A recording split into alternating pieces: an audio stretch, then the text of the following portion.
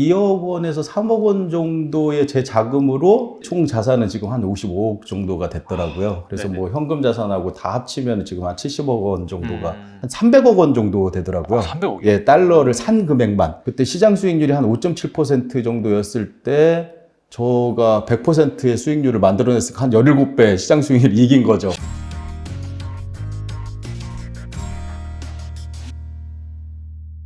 박성현 작가님 모셨습니다. 안녕하세요. 네, 반갑습니다. 네, 네, 반갑습니다. 제가 꼭 모시고 싶었는데 예.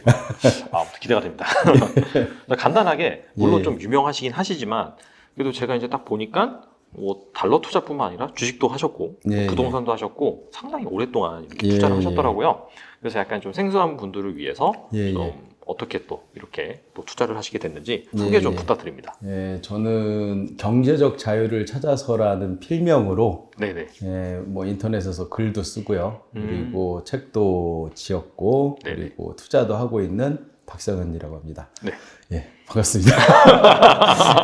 제가 네. 한 18년 정도 어감이 뭐 안 좋기는 하죠.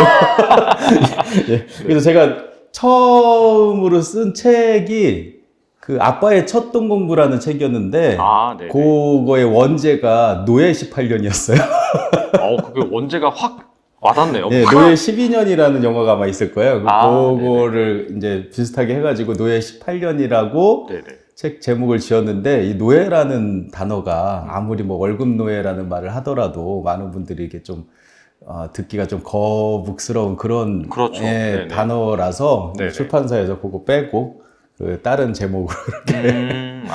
바꿨다고 보시면 되는데 하여튼 18년 동안 네네. 월급쟁이로 있다가 경제적 자유를 찾은 지는 지금 공식적으로는 지금 한 3개월 차 정도 되고요. 근데 네네. 비공식적으로는 5년 3개월인 게 네네. 5년 전에 육아휴직을 했어요. 그러니까 회사를 네네. 다니지는 않았죠. 그러니까. 네네네. 예, 그래서 5년 동안 육아휴직을 하다가 그 다음에 이제 육아휴직이 끝나고 나서 회사 복귀하자마자 이제 사표를 내고 지금 이제 네네. 완전한 이제 자유가 이제 된 자유인이 된 그런 상황입니다. 근데 육아휴직은 상당히 오랫동안 하셨네요. 그럼. 제가 아이가 3명일 때 네네. 육아휴직을 했었는데 3명이 때 하셨다고요? 예, 3명이 때 네네. 했는데 한 명이 더 태어나가지고 그 사이에 와, 예, 그래서 이제 애국자시네요. 예, 한 명당 1년이 가능하거든요. 네네네. 그래서 이제 4년을 했는데 중간에 뭐 한 2, 3개월 정도 복귀했다가 뭐 연차로 또 쓰고선 했다가 뭐 이렇게 왔다 갔다 하다 보니까 이제 횟수로는 한 5년 정도 된 것 같고 네네. 예, 그래서 전체적으로 따져보면 뭐 그 정도라고 보시면 될 것 같아요. 그래서 2017년 정도에 네네. 예, 그 회사에 다니지 않게 되었고 예, 지금까지 계속 놀고 있다라고 보시면 될 것 같습니다. 그러면 이제 평범한 직장인 생활을 상당 예, 기간 예. 하시다가 예, 18년 했죠. 네네. 착 감기네요. 네. 그러다가 경제적 자유를 이루신 거잖아요. 예, 예. 그러면 이제 어떤 과정을 거쳐시길래 그게 가능한지 좀 궁금하거든요. 사실은 저도 뭐 일반적이고 평범한 그런 사람이고요. 지금도 그래요, 사실은. 제가 네네. 뭐 엄청나게 뭘 대단하게 실력이 있고 뭐 통찰력이 있고 그래가지고 뭐 경제적 자유를 달성했다기보다는 좀 운이 좋았다라고 보면 좋을 것 같고요. 네네. 제가 2013년, 2014년 그때 이제 부동산 가격이 이제 되게 많이 하락했을 때 맞아요. 네. 지금 많은 분들이 뭐 이렇게 부동산, 서울 부동산 이렇게 연끌하고 하시는데 저는 그때 연끌을 했어요. 쌀 때. 네. 예, 제가 이제 쌀 때 사서 비싸게 파는 게 제 투자 기본 원칙 중에 하나인데 그때 이제 한강변에 있는 아파트, 건물 뭐 이런 것들을 제가 샀는데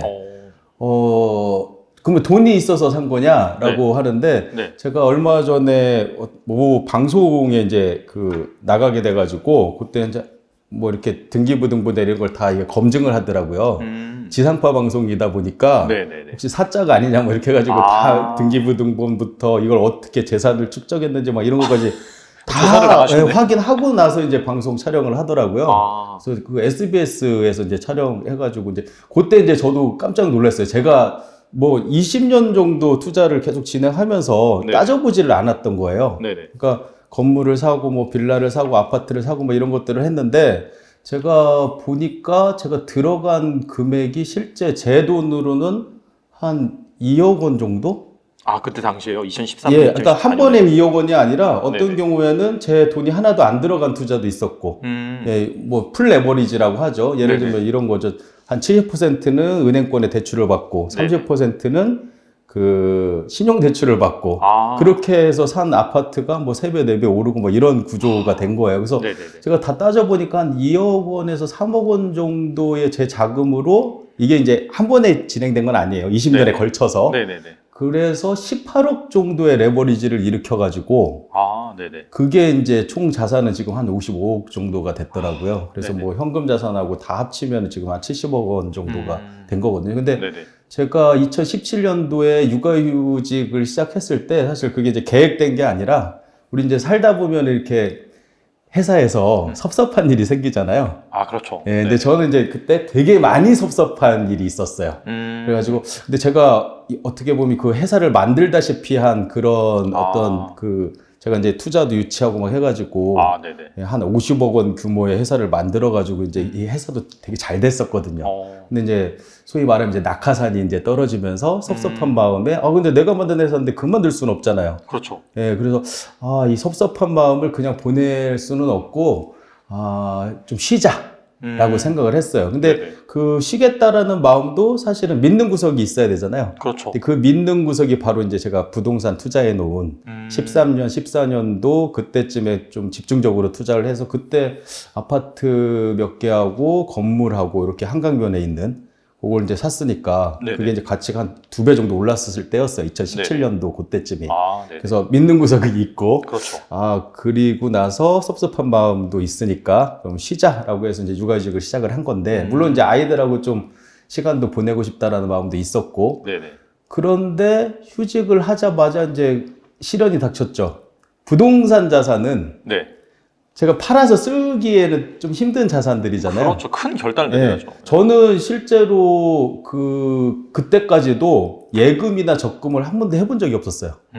그게 어떻게 하는지도 몰랐어요. 왜냐면 돈이 없으니까. 네네. 그러니까 제가 저금한 방식, 그렇다고 막 제가 흥청 방식 쓰고 이런 사람이 아니라 네네. 되게 이제 절약하는 삶을, 기본이죠 뭐. 그런 삶을 살았는데, 부동산을 풀레버리지로 사게 되면 이자하고 이제 대출 원금을 갚아 나가야 되잖아요. 그러니까 그런 식으로 저금을 해왔던 거예요. 아, 한 20년 동안을. 네네. 그렇게 계속 해와서 재산은 축적이 됐고, 자산을 처분하면은 뭐 세금 내고 하면은 물론 이제 줄어들겠지만, 어느 정도 죽을 때까지 먹고 살만 할 것 같다라는 정도 수준이 되어 있어서, 그걸 믿고 이제 육아휴직을 했는데, 하고 나니까 월급이 끊기거든요. 그렇죠.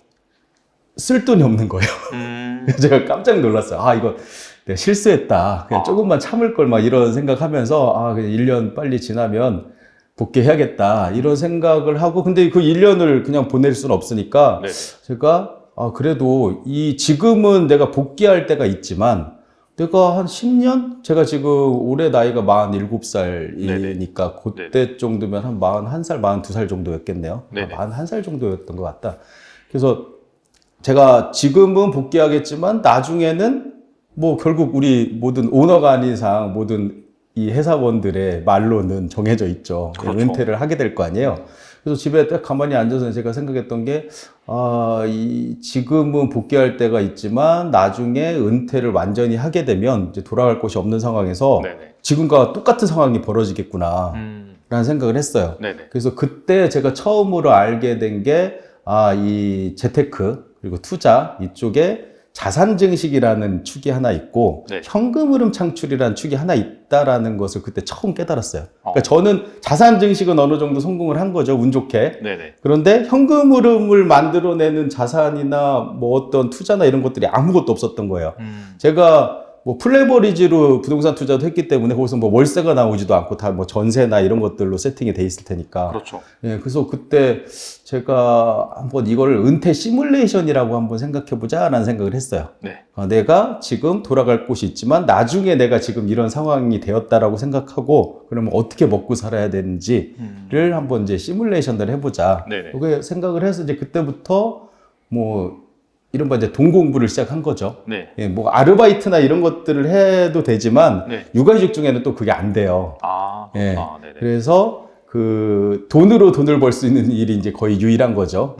근데 제가 맨 처음에 모두가 이제 그런 생각 할 거예요. 내가 은퇴하면은 뭐 먹고 살지? 돈으로 돈을 벌어야 되는데 그러면 이제 주식이 가장 먼저 떠오르겠죠. 그렇죠. 근데 저는 그때 이제 주식 투자라는 건 이제 리스트에 아예 빼놨었어요. 왜요? 왜냐면은 네. 제가 그 회사에 가면 꼭 한 명씩 있죠. 뭐 부장님이나 과장님이나 차장님이나 마이너스의 손이라고 불리는 분들이 계실 거예요. 제가 그 사람이었어요.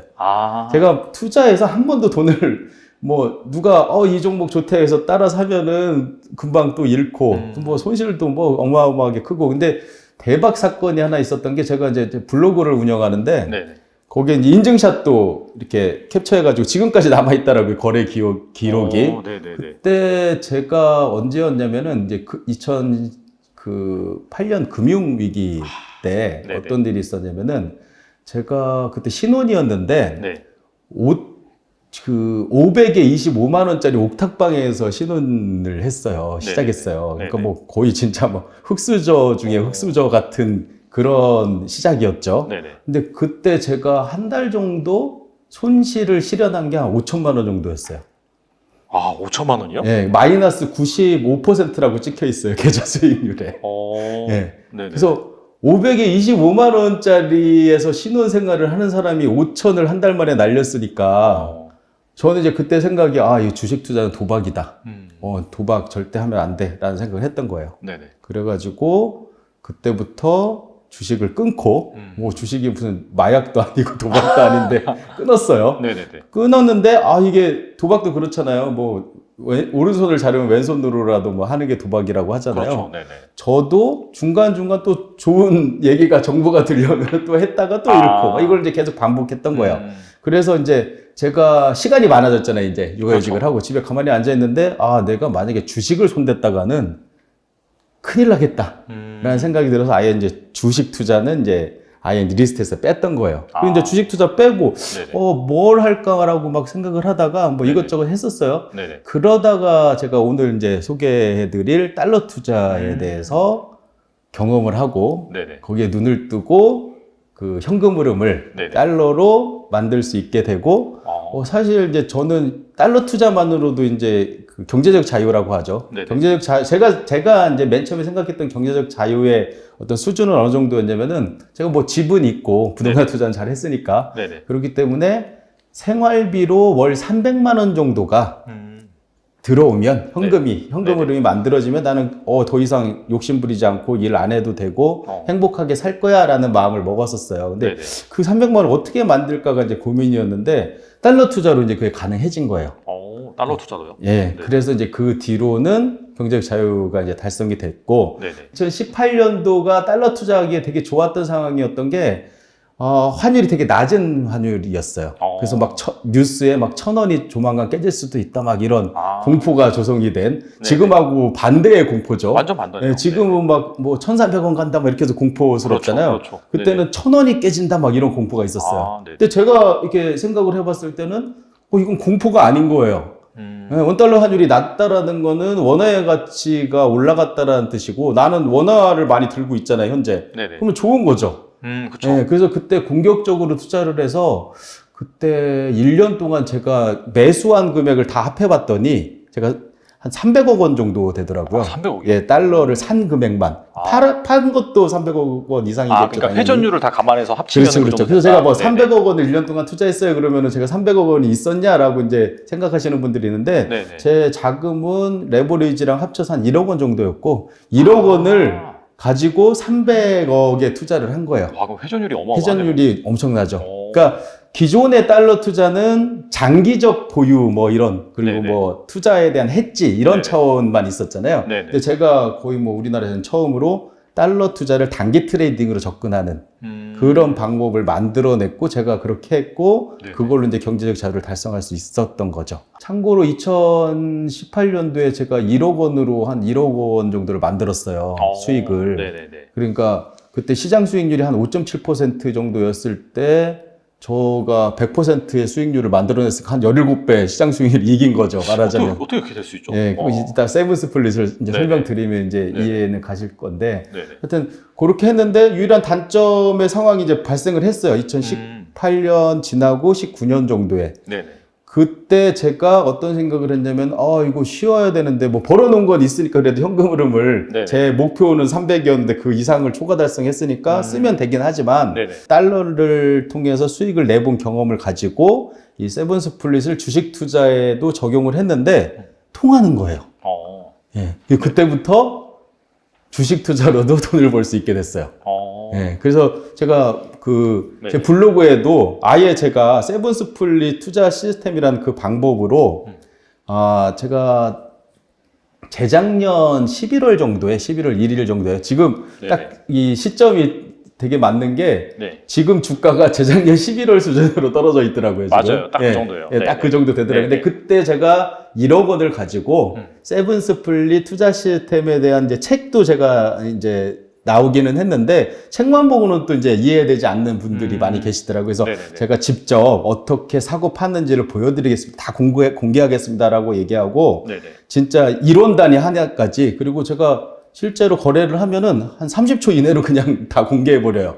내가 얼마에 얼마큼을 샀고, 얼마에 얼마큼을 팔았는지. 네네. 그래서 그거를 지금까지 계속 1년 넘게, 1년 지금 한 3, 4개월 정도 됐겠네요. 그래서 계속 지금 공개해 나가고 있고, 지금 상황은, 주로 이제 배당주들이 많이 있어가지고, 네네. 그나마 지금 상황이 안 좋은데도 플러스이기는 해요.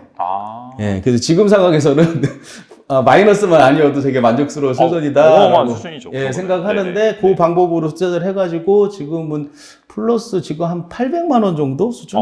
예, 근데 올해 2월 정도에 네네. 증액도 했어요. 원래는 이제 1억 원으로 투자를 해왔는데, 네네. 이 분할 매수 분할 매도법은 주가가 내려야지 추가 투자금을 이제 투입하는 방식이거든요. 그래서 제가 1억으로 한다고는 했지만 실제 자금은 한 4천만 원 정도? 평잔이라고 하죠. 그쵸. 예, 네네. 1년 동안 4천만 원 정도로 투자가 진행이 됐었고, 근데 이제 최근에 이제 주가가 급락하면서 네. 투자금을 이제 더 넣었고, 그래서 2억까지 증액을 해놨는데, 네네. 실제 지금은 한 1억 3천만 원 정도만 들어가 있어요. 평잔이 그 정도다. 예, 지금 평잔은 네네네. 이제 평잔이라고 할 수는 없겠죠. 지금 들어가 있는 한 네네. 1, 2개월 사이에. 네네. 그래서 이게 이제 분할 매수하고 분할 매도 한다라는 게 나누어 사고 나누어 파는 거기 때문에 현금 비중이 항상 확보되어 있는 구조라서 지금 같은 이제 위기 상황에서는 저 같은 경우 되게 마음 편하게 투자할 수 있죠. 오히려 마음속으로는 좀 더 떨어지면 2억 원 채웠으면 좋겠다는 생각이 들기도 하고, 네네네. 또 오르면 네네. 뭐 수익률인데 늘어가니까 좋기도 하고 뭐 이런 투자법이거든요. 그래서 정리를 하면은 좀 장황하게 설명을 드렸기는 했지만, 부동산 투자로 네네네. 어느 정도 자산을 만들었는데 현금 흐름 부분에 문제가 생겨서 제가 달러 투자로 현금 흐름을 만드는 데 성공을 했고, 네네. 그 투자 기법을 주식 투자로도 한번 해봤는데 되더라. 여기 이제 요약하면 이게 간단한 걸 되게 얘기를 했네요. 하여튼